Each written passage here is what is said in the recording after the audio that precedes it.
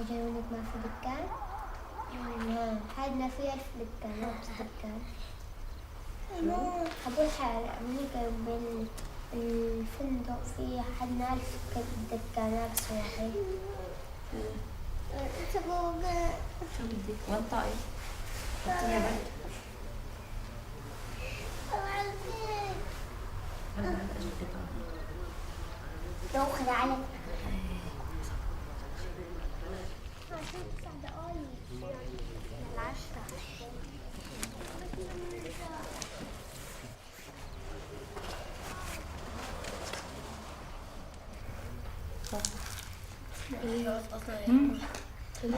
بعد شنو؟ أحسن والله. هي شبعت واسفي. هاي تعبان فيها. تحت النوم. شو بدك؟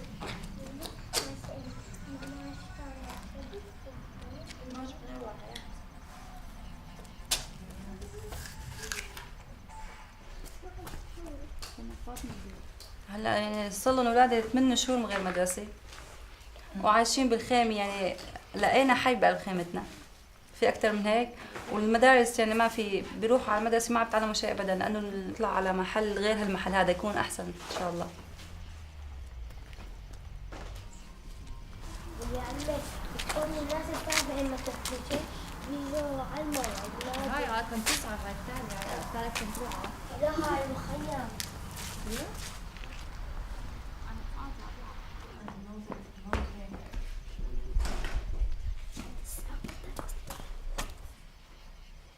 يعني هي العيشة انه بالخيمة مو زيادة، يعني منيحة ومو منيحة.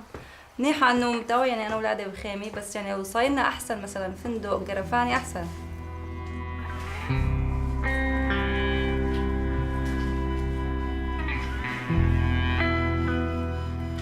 هي اوروبا لو سألي علينا من اول شيء ما خلتنا نقعد هالقعدة بالمخيمات، بس نحن يعني بنعرف اوروبا غير هيك، يعني عندنا بسوريا احسن من اوروبا.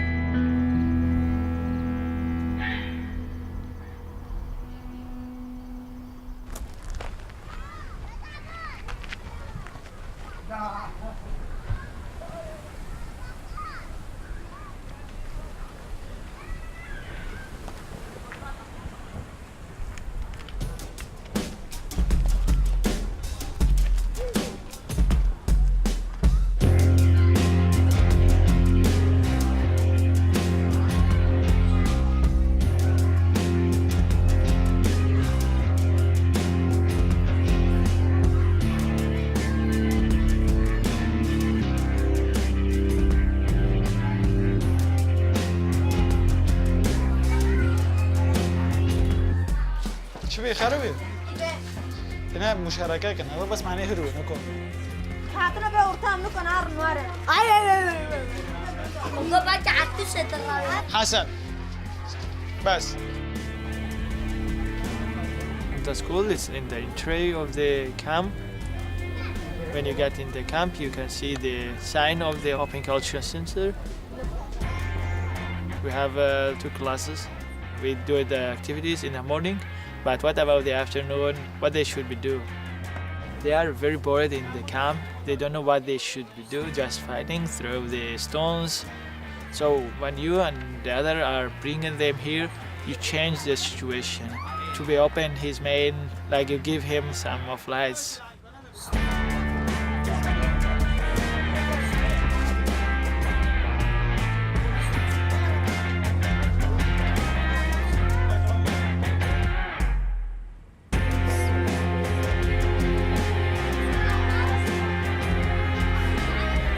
They are gonna be very happy to make something, really something, like to make an animation movie. It's really nice to do that with the children. ¿Qué vas a hacer? Vamos, una película de ni Pixar.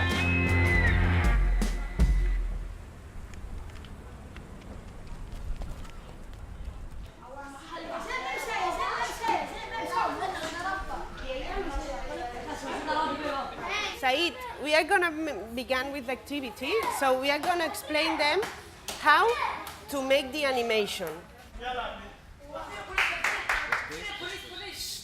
لحظة، الخطوة الأولى هلا رح يعلموكم كيف تعملوا الرسوم المتحركة. You have to go to sit. No, you have to go to sit down. Director, Rino يجي Rino يجي بالرباسة. Okay.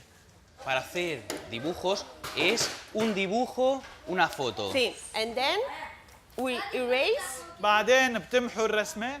Another draw. تعملوا رسمة ثانية. Another photo. The first photo. First photo. الصورة الأولى. So now we move a little bit the tree and the stone. إيه أري هنا Very, very good. هذا دي تشيدرو هذا تكف فيتشر Now we are going to تكف. Okay, great. Now a photo. Now we go down. هلا رح نلتقط And a الصورة. photo. Great. Okay. Another. Another. We got to help here, the OCC.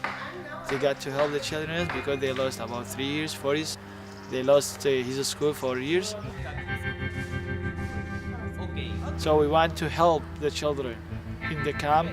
So when he got to Europe, he can build his future on that basic things what we do it in the Open Culture Center.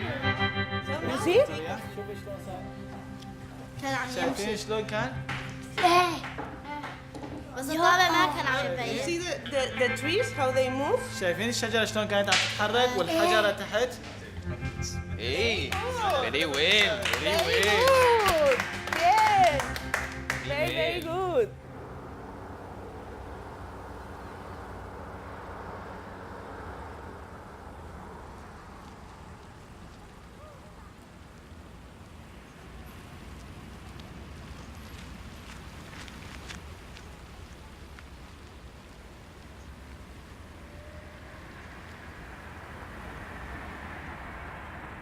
آره قبل زورك مو از دخواست بچم مدرسه مکتبه دبستانه او صافی مذهبن 3 قاطبین بعض 4 قاطبی مدرسه من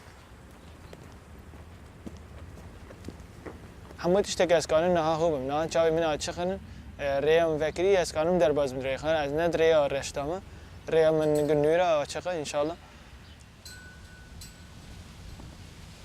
I get to the Aleppo University. Agronomy engineer, I get to first year. The regime and the revolution fighter are fighting about 2 kilometers, 3 kilometers from the university. Yeah, it's like the sound is very near and they are shooting by guns and the plane. Yeah, everything is finished at that time.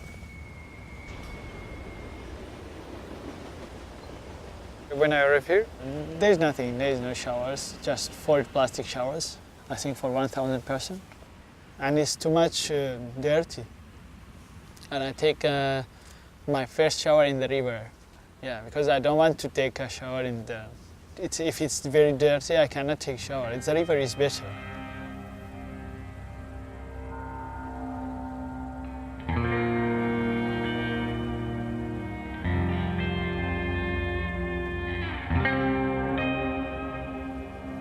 You cannot do anything. Maybe they are told you, you are free, yeah, I'm free. But I cannot work. If you cannot work, you cannot get money, you cannot do anything. We shouldn't put the people in this. It's like, it's not a camp for me, it's like, it's concentration, I think. It's hell.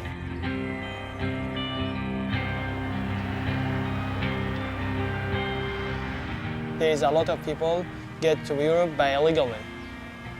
And some people has got to say the borders is open for who have money. And it's closed in front of face of the poor people. So if you have money, you can get to Europe by smugglers. Yeah, you can pay a 3,000 euro and you will be in Germany or in Spain. Where do you want in Europe?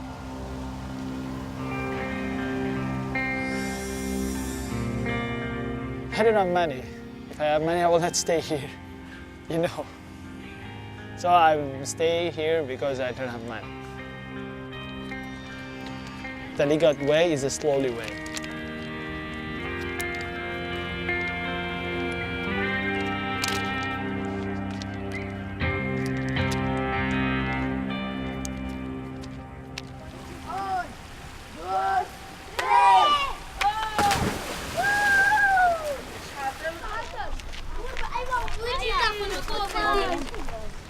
نزل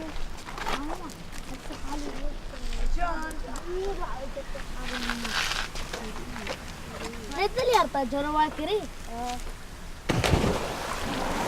شكت الدليار يهو هو هو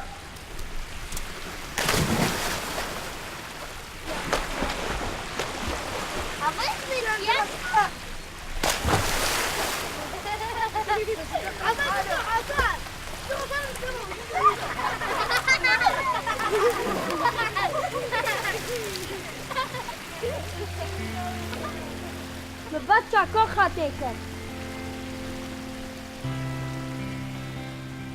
رفقاتي بالكامب بحبهم ورفقة يعني نحن بنحب بعض ويعني وبنلعب سوا وبنتكون.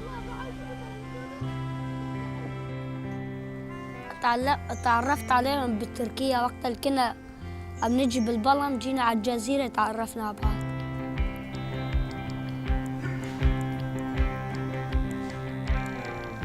ايه بحب الرسم انا.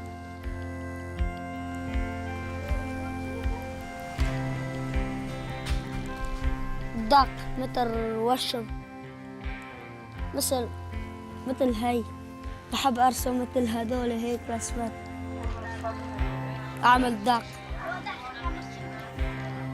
انا بحب الوشم لاني ابن عمتي كان يوشم هو كنت بحبه وتعلمت منه شوي وشم.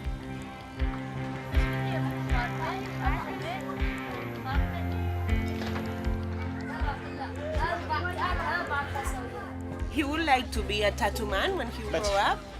انا ما بحب افتح محل يعني هيك. تكون انت رسام تاتو بتقدر تعمل تاتو على ايدين العالم؟ انا بحب اوشم للعالم بس شو يعني ما بحب افتح محلات وشغلات.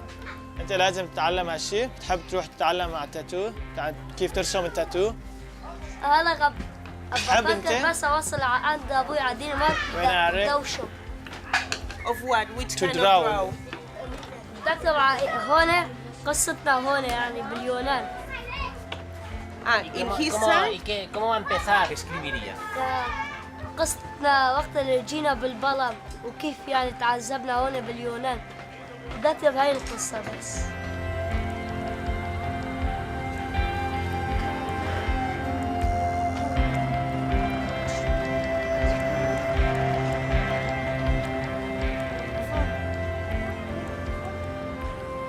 مثل ايش اسمه هذا جوفيكوشكو. مثل عند زياد. Hi. How are you? Hello. How is your friend? Hey? يا أجمع الإسبانيين هذا بيت وهذا أنا بغرفتي فرحان هاليوم عملت وشم على إيدي. هذا مطبخ وهذا كرسي وهذا تلفزيون وهذا بيانو عشان بيعزفوا عليه وعندي فيه هذا كلب برا. هاي سيارتي بالتصليح. This is your house when you were in... This is house Denmark, my house. Why Denmark? بحب دنمارك من أولي قبل ما أبوي يطلع. كنت أرسم علم دنمارك على إيدي بس أنا كنت أتمنى أطلع على بريطانيا بس مشكلة أبوي وصل على هذا دنمارك ودنمارك كمان حلوة. هذا يعني إن شاء الله إذا وصلت على دنمارك مثل هذا يكون بيتي. بحب أروح على المدرسة أدرس يعني عشان أشوف مستقبلي قدام بعد ما يعني بجوز أطلع دكتور بجوز أطلع شيء تاني يعني هيك بحب بجوز أطلع فنان رسام. How do you imagine the madrasa in Denmark? يعني بحبها شلون بناية هي حيلا مدرسة يعني بناية تكون هيك وأدرس فيها. And the classroom? الصف يعني هيك بحب يكون نظيف.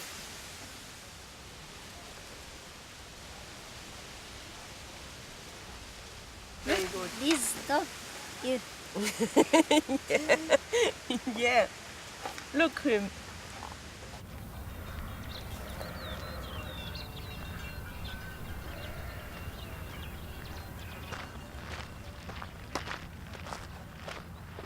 En Cherso hay actualmente 1.200 personas y unas 400 tiendas de campaña. Es un campamento militar, pero la gente puede entrar y salir cuando ellos quieran. Pueden ir al río, que está aquí a 100 metros. Pueden ir al pueblo más cercano, que es Kerso, que es un pueblo súper pequeño. Se quedan porque están esperando que les den permiso para ir a una reunificación familiar a Alemania o que les den permiso para irse a otro sitio. Los que son más afortunados tienen las entrevistas en octubre, pero hay gente con menos suerte que la entrevista la tienen dentro de 4 meses. Una vez que hacen la entrevista tienen que esperar otros 4 meses más. Entonces yo creo que les queda aquí casi un año.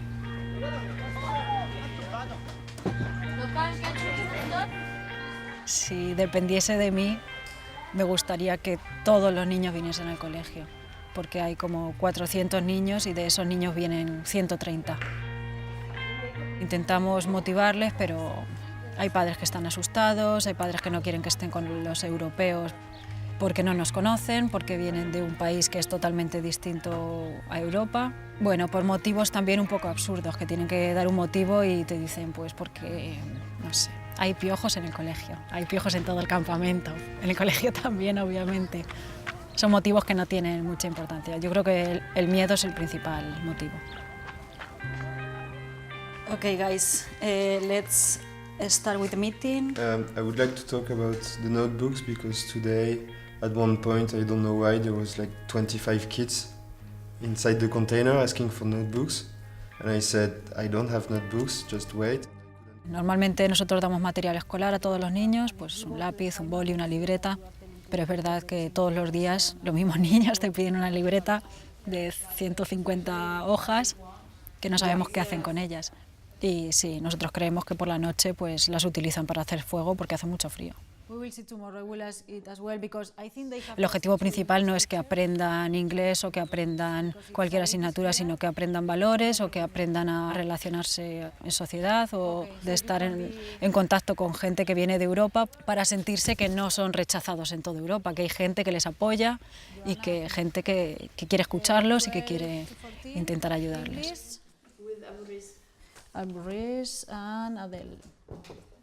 Las necesidades específicas de estos niños yo diría que es el afecto, el cuidado, porque hay muchos niños que están abandonados, los padres tienen muchas preocupaciones en la cabeza como para preocuparse de los niños y básicamente la atención, o sea, que estén atendidos. Hay niños que vienen al colegio y que no paran, que rompen todo, destrozan todo.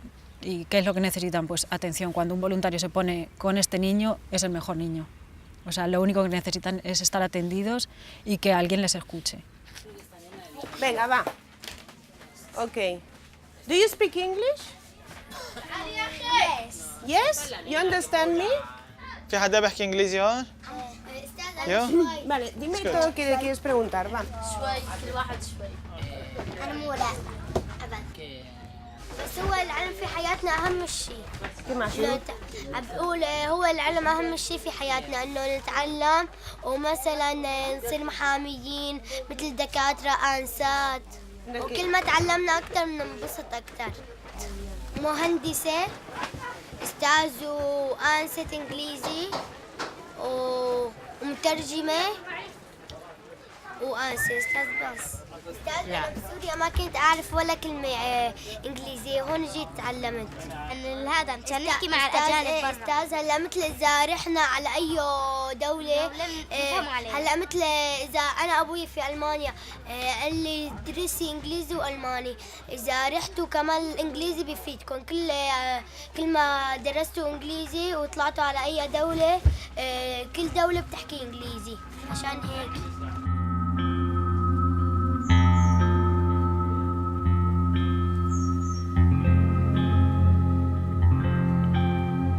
صرنا 7 أشهر ونص هون على ألمانيا، أكيد لأن أبوي وأخوي هونيك. بدنا تقريبا سنة، إذا عم بيقولوا لم الشمل هم بده يضل من الست أشهر للسنة.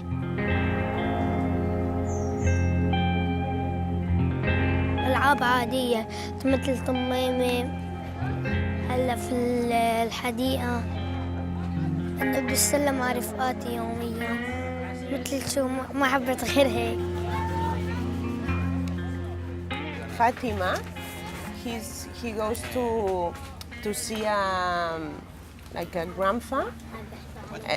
Yeah, every day to bring him food.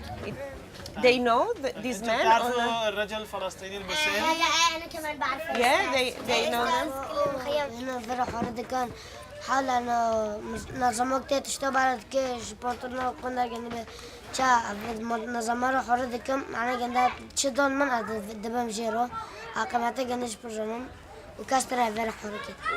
Why is he so important? Because استاذ لأنه هو استاذ كبير في العمر، استاذ بنعامل على شكل جدنا، استاذ بس بتحكي قلبك بيوجعك على هيك. استاذ أنا أول ما شفته قلبي وجعني عليه.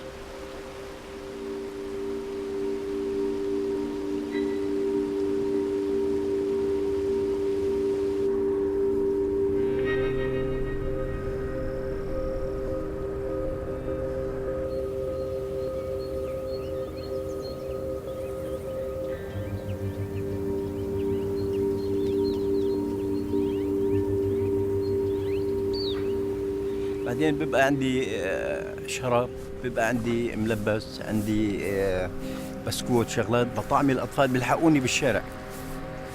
هاي الأطفال تلحقني بالشارع لأني بطعمي هاي الأطفال الكل بركض وراي وكل بيحبني.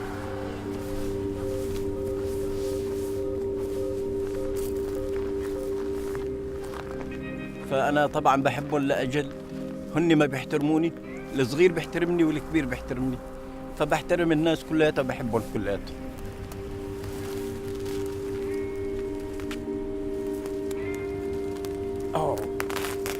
أوه شوف تك تك تك تك شوف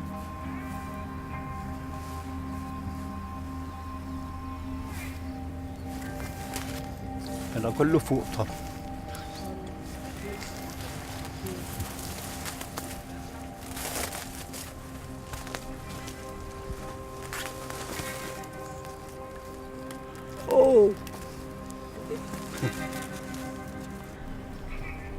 أولادي اثنين بهولندا.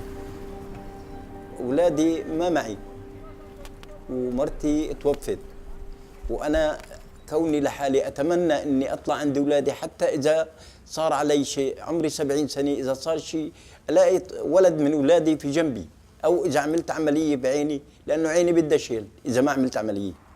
سبحانه وتعالى يفرج علي ويحنوا علي حتى أطلع عند أولادي. عندي ولدين في هولندا وعندي بنت بألمانيا. إن شاء الله خير.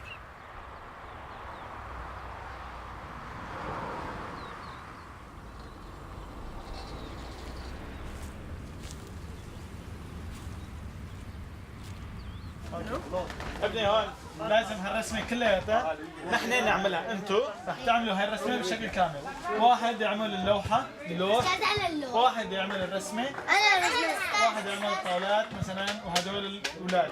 أنا ما عملتش واحد أنا اللوح. And you, what are you drawing? Teacher. Very good, teacher. They have to draw bigger because there are pieces that we will need to move. More, like this. هيك استني. كمان كبرت إياه. وين ببراتين ولا؟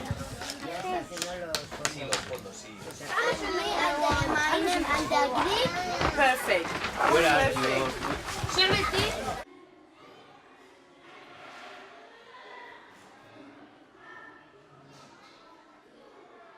Το σχολείο του Χέρσου είναι εξαθέσιο, είναι ολοήμερο, σημαίνει δηλαδή ότι πολλά παιδιά μένουν εδώ στις 4 το απόγευμα. Έχει 94 μαθητές και 15 εκπαιδευτικούς. Οι περισσότεροι μαθητές του έρχονται από τα γύρω χωριά. Δεν υπάρχει επαφή με τα παιδιά των οικογένειων των Σύριων που βρίσκονται στο καταβλισμό. Δεν έχει συγκροτηθεί ακόμα τμήμα εδώ.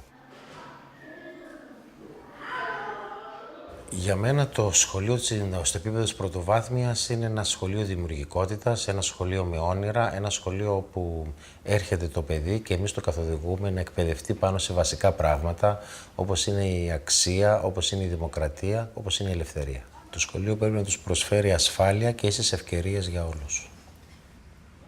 This is my school. Inside the school, there are the things that I like to learn, to study. So let's have a look with the red one. With the red one, here. You have to tell me what do you see. Hassan, look with the red one. Here, what is that? It's a library.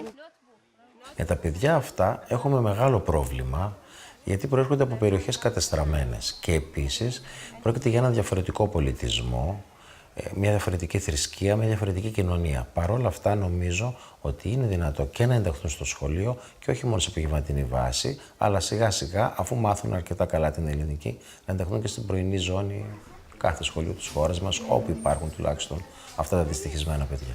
بس اعمل لانتي جوات المدرسة نايمة. هون أنا رسمت إنه بيت وحديقة هون، وهون محل ملعب، ومحل هون هون المدرسة لما حرف A B C D على اللوح عم يكتبوا لنا، عم بيعلمونا، وهي كمان طلاب، وهون كمان أنسة عم تعلم للصغار. Καταλαβαίνουμε την άποψη ότι κάποιοι γονείς ανησυχούν, δεν θέλουν να στείλουν τα παιδιά τους στο ελληνικό σχολείο ή δεν αντιλαμβάνονται τη χρησιμότητα γιατί θεωρούν πως θα φύγουν σύντομα για κάποια άλλη χώρα της κεντρικής ή βόρειας ή δυτικής Ευρώπης. Για μας είναι πολύ σημαντικό να τους πείσουμε να έρθουν τα παιδιά σχολείο. A, B, C, D, E, F, G, So this is this teacher. I, J, K, L, M, N, P, Q, R, S, T, U, V, W, X, Y, and Z. Now I, A, B, C, 26 later for you and me. Very good. Δεν θέλουμε να επιβάλλουμε με το ζόρι τα ελληνικά σε κανέναν. Τι θέλω εγώ προσωπικά. Να αρχίζουν αυτά τα παιδάκια να γνωρίζουν τα δικά μας και να αρχίζουν σιγά σιγά να αλληλοσχετίζονται. Είναι κρίμα να ζουν δύο πολιτισμοί χωριστά, ο ένας ξένος από τον άλλον, ενώ είναι τόσο κοντά. Hassan is aquí. No Greek. And he writes a letter in the blackboard. Vais a aprender el griego. Vais a aprender griego, vale. ¿Cómo griego? Vale. Porque estáis en Grecia. لازم تتعلموا اليوناني. وليش نتعلم اليوناني؟ لأنه نحن باليونان. ليش نتعلم اليوناني؟ لأنه نحن رح نضل هون.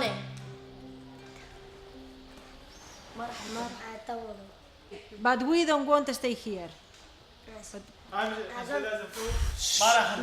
ما راح نتم هون، لازم تحفظ الجملة. بس نحن ما راح نتم هون. Queremos aprender inglés. بدنا نتعلم انجليزي، يلا. نتعلم انجليزي. Es lo que hay. هذا اللي عنا. ¿Qué rollo? هذا الشيء ممل. نتعلم انجليزي. نزل له. لأنه بدنا نتعلم انجليزي. لأنه بدنا نتعلم انجليزي. نبيما درشيرا كنيما بيراما أمريما داود سوليما ومعناه نبيما جي يعني قلبي أسد بليشين بلي أسد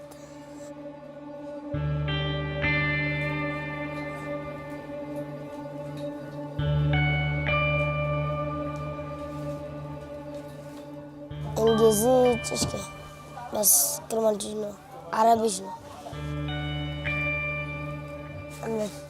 الدولات خوبين بهاف خستو وعموتن فرجي بلامدو هنن مرن وات عموتن فرجي نزو شدا عم تفضل حلقي نا خورنا وكين شونتين نا كرباي نا اوفايا وعم نور بمرينوش فرشة التربية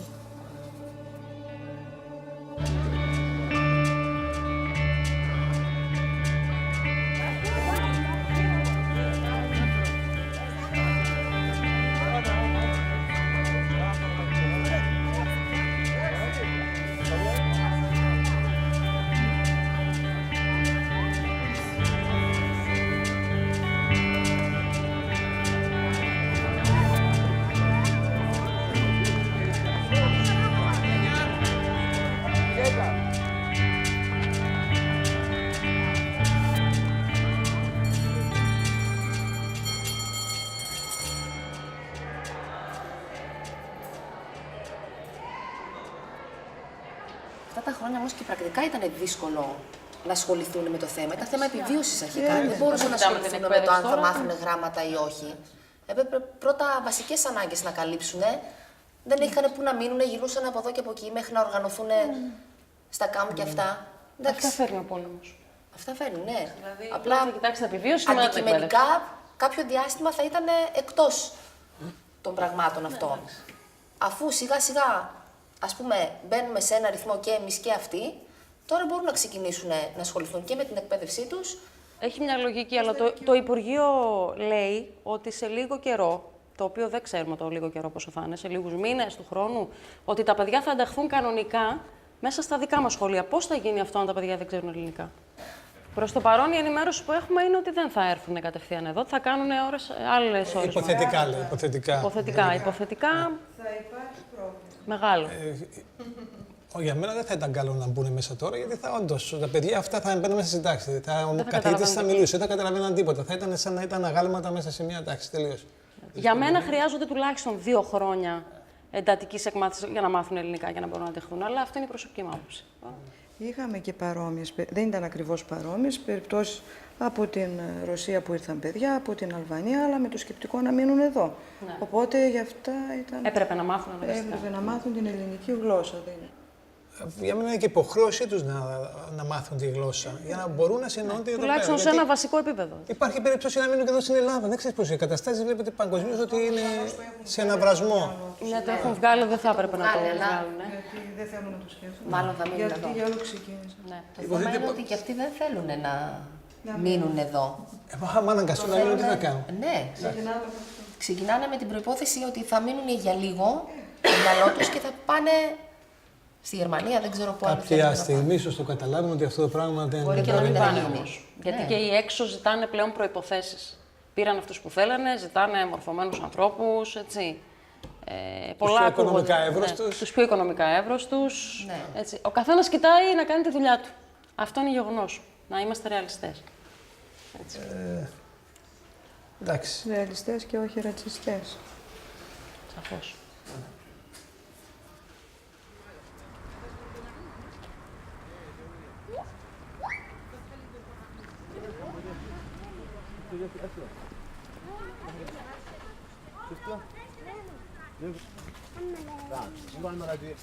عندي 7 أولاد. عدي العلي، بتول العلي، شهد العلي، محمد العلي، علاء، تبارك.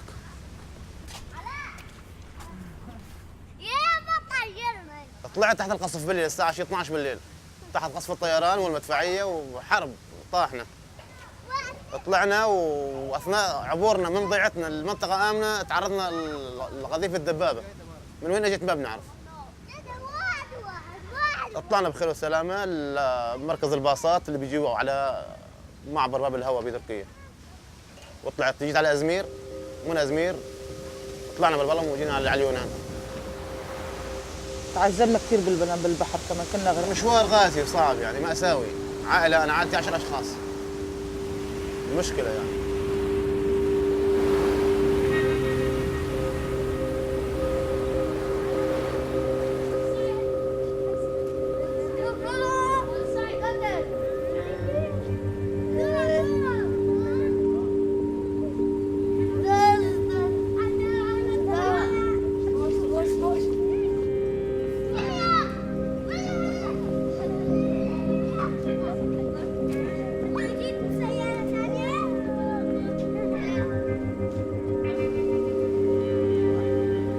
أنا جيت طلعت من بلدي ومن تركيا مش أأمن مستقبل أولادي، بدي أعلمهم يعني. لأن الولد من غير تعليم مشكلة. بنتي كانت تحلم تصير دكتورة. وكانت من الأوائل بالمدرسة. من الأوائل يعني. ابني الثاني يعني مجتهد كويس وشاب. وبنتي كانت تحب تصير معلمة مدرسة كمان. شهد. بس وين؟ الدولة لا على التعيين، مو شرط ألمانيا ولا شرط دولة راقية جدا، بدي دولة بس أمن بيت، مشكلتي إني بدي أعلم أولادي بس، ما بدي دولة تكون فخمة يعني لا. يعني احنا ما كنا نتوقع نجي على بلاد اوروبا على فكره، ولا بحياتنا فكرنا نجي، ليش؟ لان احنا عندنا بلدنا وعندنا بيتنا وشغلنا وحياتنا وسوريا. 7 أولاد مسؤولية كبيرة بهالظرف. بالظروف الصعبه، يعني 7 اولاد مشكله. المفروض مننا بامن تعليمهم، اغلى شيء تعليمهم. بس مدرسه محترمه، بيت منيح، حياه طبيعيه زي اي اوروبي عايش.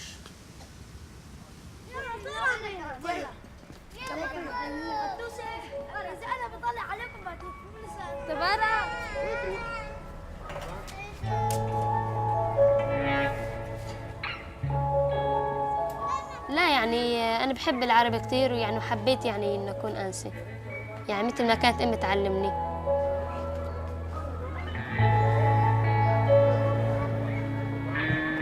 بحب أرسم مثلا خيوط الحب، أحرف أجنبية مثل أحرف رفيقتي وبعدين بزين. تكون يعني أول شي حديقة، تاني شي باحة كبيرة للطلاب عشان، وثالث شي ملعب، ورابع شي باب كبير.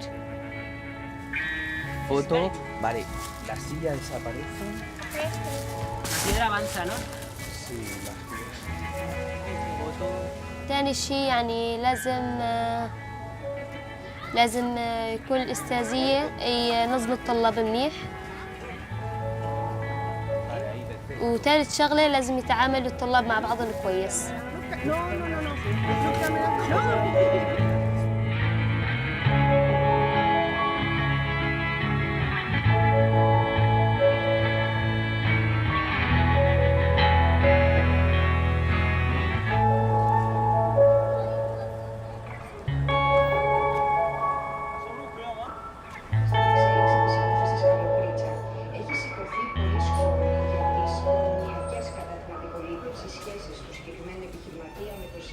Που θα παρακολουθήσουν μαθήματα από τις 2 το μεσημέρι ως τις 6 το απόγευμα σε 16 σχολεία της χώρας και θα επεκταθεί σταδιακά σε άλλες περιοχές όπου φιλοξενούνται πρόσφυγες. Τα μικρά παιδιά μάλιστα έγιναν δεκτά σε αρκετές περιπτώσεις με χειροκροτήματα από γονείς και μαθητές, ενώ οι αντιδράσεις ήταν τελικά λιγοστές και μεμονωμένες. Με θερμό τρόπο καλωσόρισαν τους 23 νέους μαθητές από το κέντρο φιλοξενίας στα Διάβατα, μαθητές, εκπαιδευτικοί αλλά και τοπικοί φορείς στην Ξηροκρίνη Θεσσαλονίκης. Είναι μια πολύ σημαντική μέρα για τα παιδιά και ελπίζουμε πολύ σύντομα να ολοκληρωθεί η φοιτηση και για τους άλλους καταβλισμούς. Being an educator, for me it's the most natural thing to provide education for these children. It's not that the ministry has decided in favor of these children. We are obliged to do that by local and national and international laws.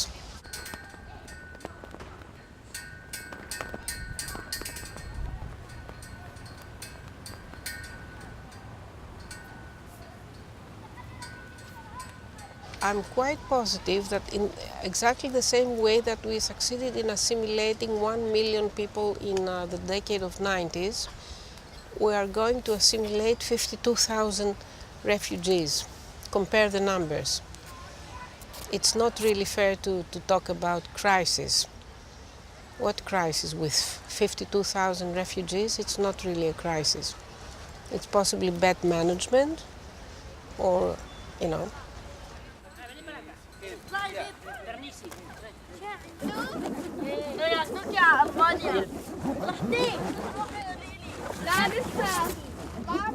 Photo.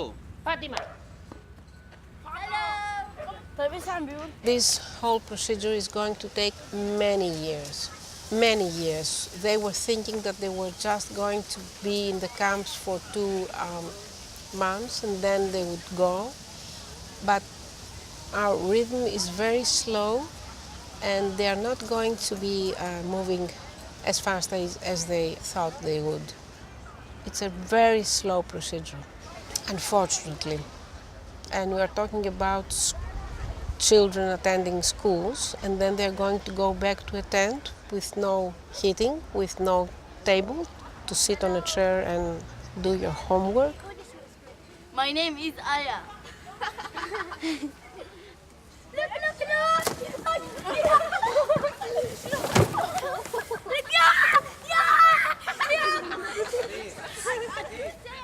This is not the Europe I was dreaming of. The closing of borders is not the Europe I was expecting when I was much younger and much more innocent than I am now.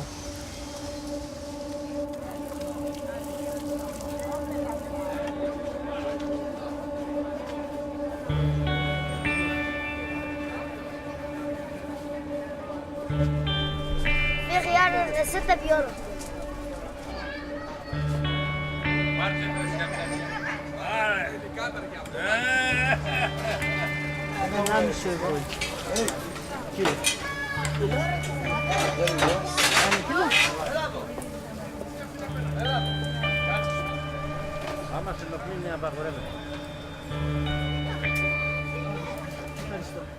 أزهر من ألمانيا لأنه بابي مي ذكي تخازم من جنب بابي خا. يلا ياي كمان بخشيش اوكي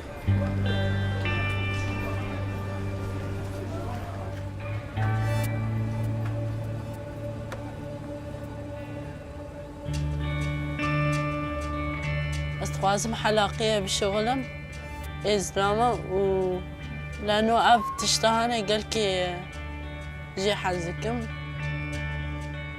لأنه الشغل يزبونك دهات جيش محز ذكروا يجام سريع دقصان أزعلم يعني سرفي شغلي ويجا جي حزكم. You will have the scissors. Look, Deliar, mira Deliar. Oh, barber shop. Barber. Yeah? بس أنا بشغل مجي أبوار بشتغل مجي أول شيء بخينم ودوراكي حرم الشغل حلاقي. والله شوارما بالشام. The scissors always here and always here. Photo a little bit more. Photos to the liar, you always here. Yeah.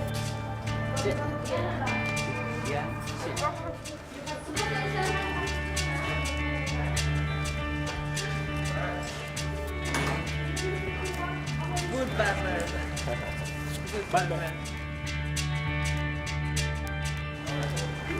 Did you see? Yes. Wow.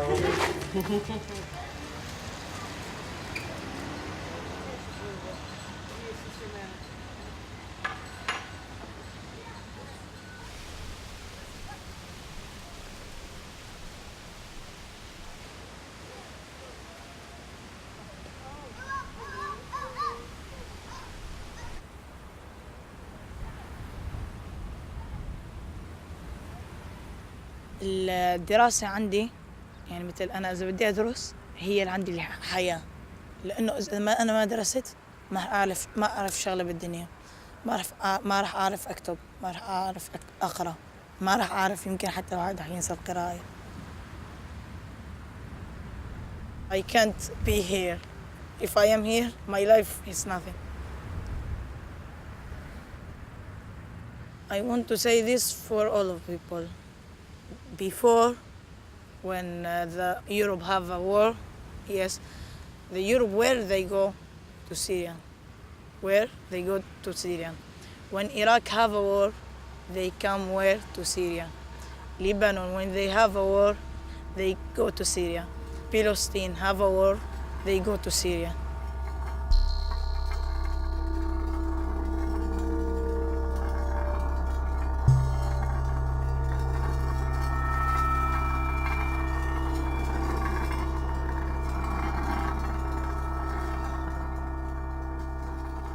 My grandfather, he take one family from Lebanon and one family from Austria before when they have a war here in Europe. And now when we are 53,000 people here in Greece, the Europe can't take 53,000. They can't. 53,000, if I take it to all of country from Europe, it's like 3,000 all of this refugees finished.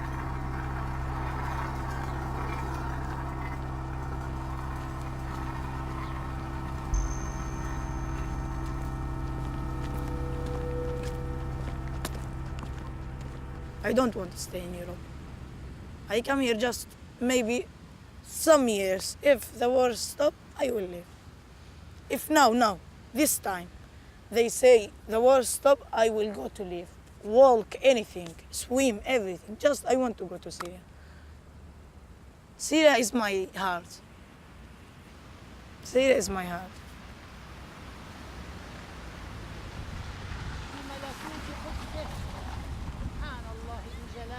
طهارته سبحانه المنزه عن كل شيء سبحانه هو الواجد أوجد الوجود من العدم إلى الجود سبحانه نور السماوات والأرض ليس كمثله شيء وهو السميع العليم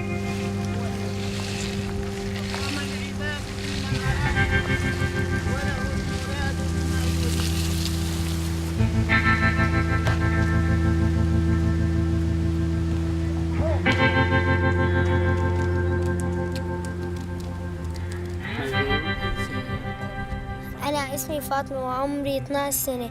أنا otra vez. شوي. أنا اسمي فاطمة وعمري 12 سنة. أنا شوي فاطمة. It's like you are telling the story to me. أنت كأنك عم تحكي لي القصة هي. أنا اسمي فاطمة وعمري 12 سنة. أنا في مخيم للاجئين منذ شهور. نحن قريبون من سالونيكي.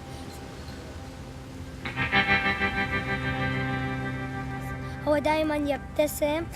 أطبخ له كل يوم الفاصوليا.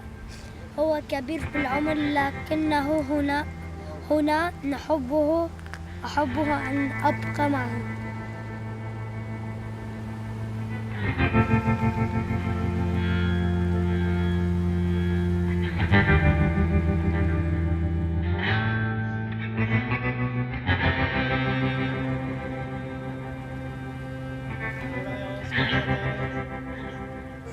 كإنسان بتستجمره بر مهمة لأنه فيقش كنو برجن ديونا عالمينن أكيد هندو بني كيرك شاش دهارن أكيد تشتي أكيد دو غربين شاش بيني نزونن عبنا خواندن بشكل عام خواندن نورة وبر تشتكي مهمة دفع الدنيا دو خواندن سركي حد تشتكيه أي تشت كل التقدير والأهالي لازم يسمعوا أفكار الأبناء والأطفال الصغار. طبعاً أفكارهم هاي كتير ممكن تفيدنا أو تفيد الأطفال في تنمية حياتهم. فهذا الشيء اللي بدنا إياه من حيث التعليم أولاً وأخيراً. التعليم مهم كتير للأطفال المتواجدين معنا وغيرهم. فهاي هي الصورة اللي رح ننقلها من هون من خيرسوم عن الكامب أو عن الأطفال المتواجدين هون، كيف هي أحوالهم، كيف عم بمروا بالصعوبات من حيث التعليم للأشياء الأخرى. فبتشكركم لحضوركم هون. ففينا نشاهد المقاطع اللي صورناها هون. شكرا لكم.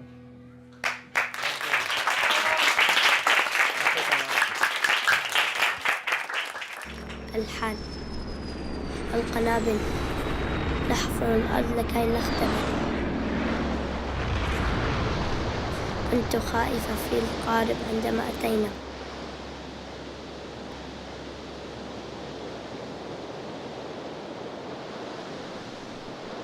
كل شيء انتهى.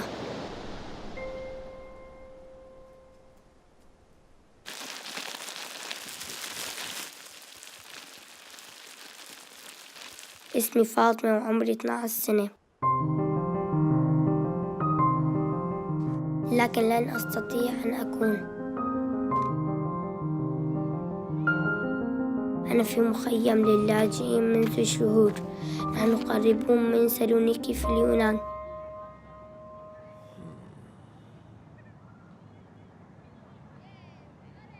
نحن 700 عائلة. ألعب هنا.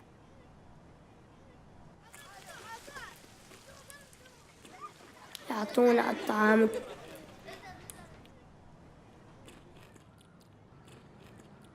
روزالينا ريم وروشين صديقاتي في المخيم. مرحبا مرحبا مرحبا. نحب الرقص والموسيقى الهندية. البعض منا أتى إلى هنا عبر تركيا في حملات كريزي هوليدي.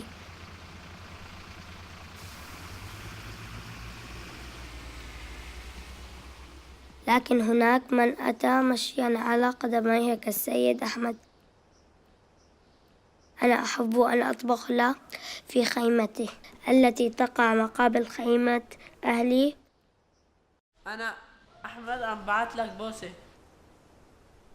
السيد أحمد شخص جيد جدا، هو لوحده هنا، هو كفيف العين، تحطم قلبي عندما رأيته. على الرغم من الشيء الذي عاشه هو دائما يبتسم. هي أكلة طيبة.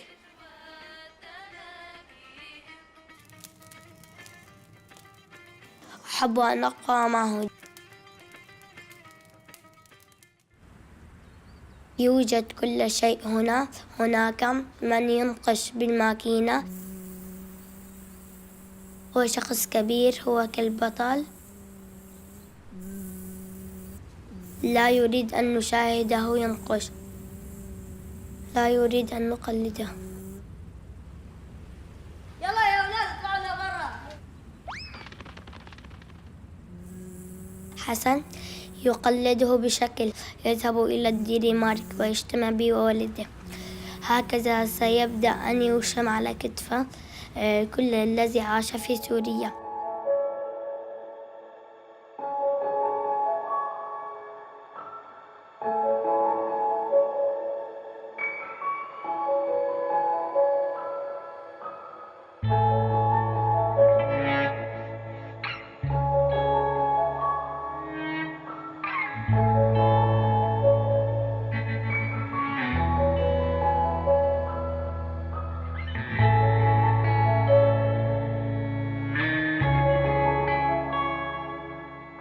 في المخيم مدرسة.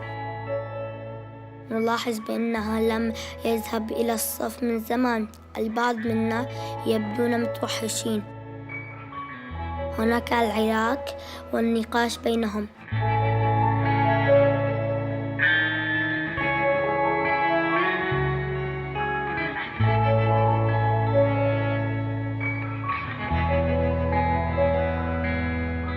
البعض منا لديه حافز كديار، يريد أن يتعلم الإنجليزية لأنه يريد أن يكون حلاق في ألمانيا. في هذه الطريقة الناس سوف تحدثه عن قصصهم. لازم تتعلموا اليوناني.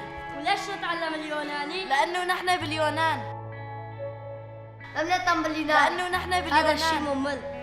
نحن بدنا نتعلم إنجليزي. هذا اللي عندنا. هذا ممل. هذا الشيء ممل. بدأ الخريف وبدأ معه البرد. بعض الأطفال في المدرسة يأخذون دفاترهم إلى الخيمة ليحرقونهم وإشعال النار بها. أنا أحتفظ في دفتري، ولكن اقترب الشتاء.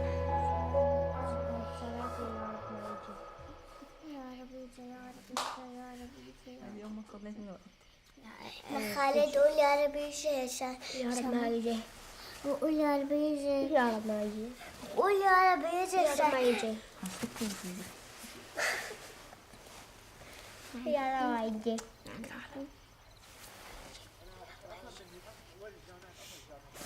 ورايحة هلا على أسنة على فندق. يعني شو رح أقدم لهم رأي إنه عندي جوزي وابني قاصر بألمانيا. بدي استنى شو رح يردهم هن رد ألمانيا. يعني ردهم بيجي مثلا متأخر مقرب الله أعلم.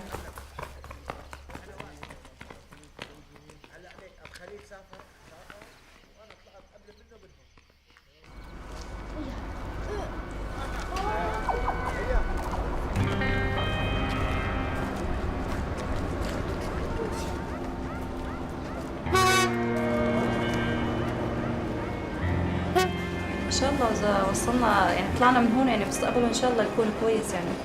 انه يدرسوا انه طلعتهم عشان يدرسوا، يعني انه يدرسوا ان شاء الله دراسة كويسة.